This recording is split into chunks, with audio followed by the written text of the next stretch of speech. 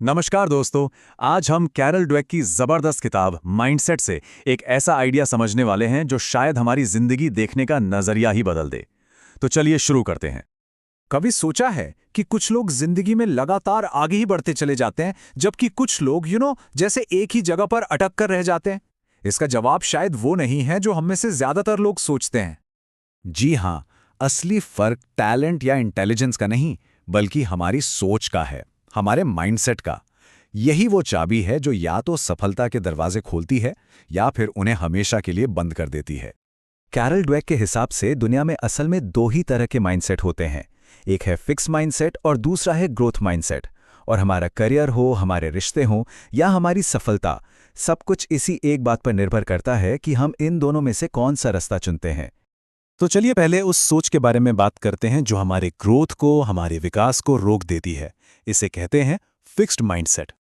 देखिए, fixed mindset वाले लोग ये मानते हैं कि उनकी समझ, उनका टैलेंट सब कुछ जन्म से तय है, उसे बदला नहीं जा सकता।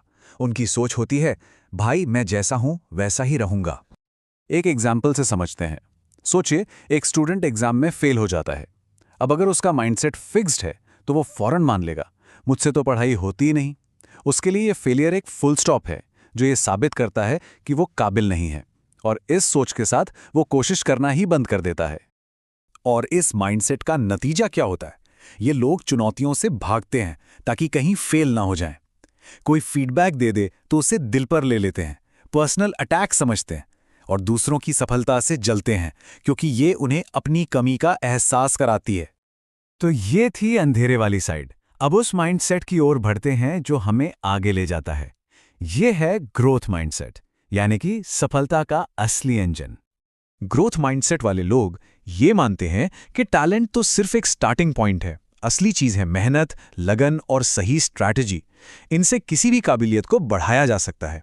उनकी सोच होती है, मैं सीख सकता हूं और बेहतर बन सकता हूं।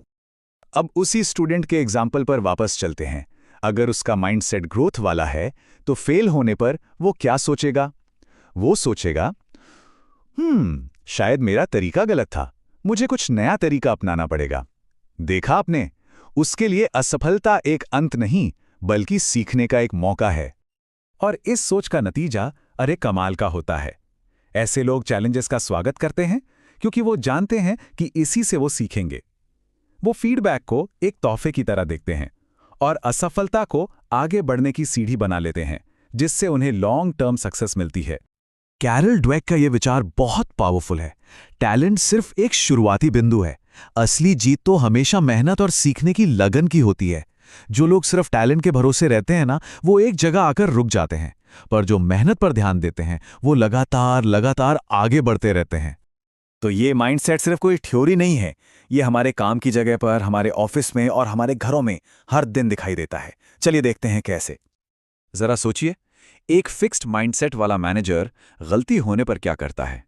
वो सीधे दोष देता है और पूछता है, तुमने ये गलती क्यों की?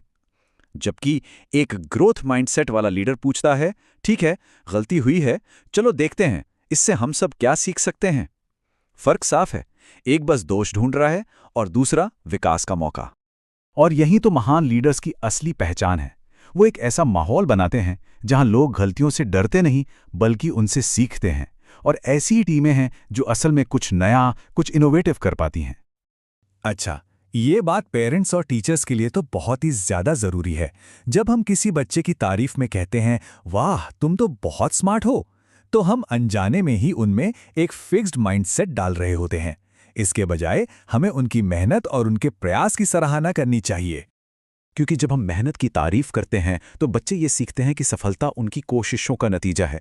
इससे उनका आत्मविश्वास बढ़ता है, वो बड़े जोखिम लेने से नहीं डरते और असफलता को सीखने की प्रक्रिया का हिस्सा मानकर आगे बढ़ते हैं। तो अब हम इस पूरी चर्चा के सार पर पहुंच रहे हैं। ये सब कुछ एक बहुत ही साधारण सी पसंद पर आकर टिक जाता है। देखिए, फिक्स्ड माइंडसेट का अल्टीमेट गोल हमेशा खुद को दूसरों के सामने साबित करना होता है कि देखो मैं स्मार्ट हूं, मैं टैलेंटेड हूं। जबकि ग्रोथ माइंडसेट का लक्ष्य होता है खुद में सुधार करना, कि मैं और बेहतर कैसे बन सकता हूं, मैं और क्या सीख सकता हूं। तो आखिरी सवाल बस यही है, क्या हम अपनी जिंदगी दुनिया को कुछ साबित करने में लगाना चाहते हैं या खुद को लगातार सुधारने में? यही एक चुनाव दोस्तों हमारी सफलता की पूरी कहानी लिखेगा।